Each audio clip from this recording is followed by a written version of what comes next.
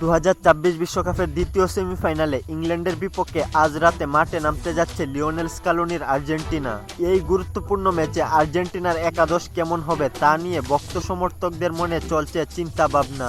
Viewers, চলুন এই ভিডিওতে দেখে নেই সেমিফাইনাল ম্যাচে আর্জেন্টিনার শুরুর একাদশে নতুন কারা সুযোগ পাবে ও কোন কৌশল নিয়ে মাঠে নামতে যাচ্ছে আর্জেন্টিনা। ভিউয়ার্স, আমাদের চ্যানেলটি সাবস্ক্রাইব করে দিয়ে সঙ্গেই থাকুন। সুইজারল্যান্ডের বিপক্ষে কোয়ার্টার ফাইনাল ম্যাচের মূল একাদশে বেশি পরিবর্তন করতে চান না কোচ লিওনেল স্কালোনি, তবে আবার সেমিফাইনাল ম্যাচে কিছু ঝুঁকি নিতে যাচ্ছেন তিনি।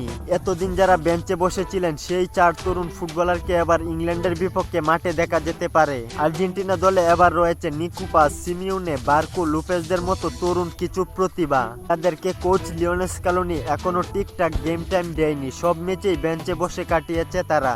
এবার সেমিফাইনাল ম্যাচে অন্তত 2 জন খেলোয়াড়কে শুরুর একাদশে মাঠে নামাতে পারেন স্কালোনি। সেই তালিকায় আছে সিমিউনে ও বার্কুর নাম। ইংল্যান্ডের সবচেয়ে বড় শক্তি তাদের গতি, ম্যাচের শুরু থেকে শেষ পর্যন্ত একই গতিতে ফ্রেসিং, উইং দিয়ে দ্রুত আক্রমণ আর তরুণ ফুটবলারদের দিয়ে প্রতিপক্ষকে চাপে রাখা।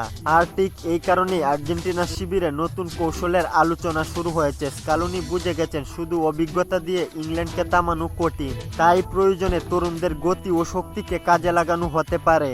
আর্জেন্টিনা স্কোয়াডে রয়েছে জুলিয়ানো সিমিউনের মতো দ্রুত গতির উইঙ্গার। ইংল্যান্ডের হাই ইন্টেন্সিটির ফুটবলের বিপক্ষে সিমিউনের গতিশীল ফুটবল অনেকটা কাজে দিতে পারে। ভ্যালেন্টাইন বার্কু বিশ্বকাপের এই পর্যায়ে এখন পর্যন্ত খুব বেশি সুযোগ পায়নি, কিন্তু যে কোনো দলের শক্তিশালী ডিফেন্স ভেঙে ঢুকে পড়ার মতো ক্রিয়েটিভ মিডফিল্ডার বার্কু। তাকে দলে নিয়ে সেমিফাইনালের মতো বড় ম্যাচে স্কালোনি চমক দেখাতে পারেন বলেই আলোচনা চলছে।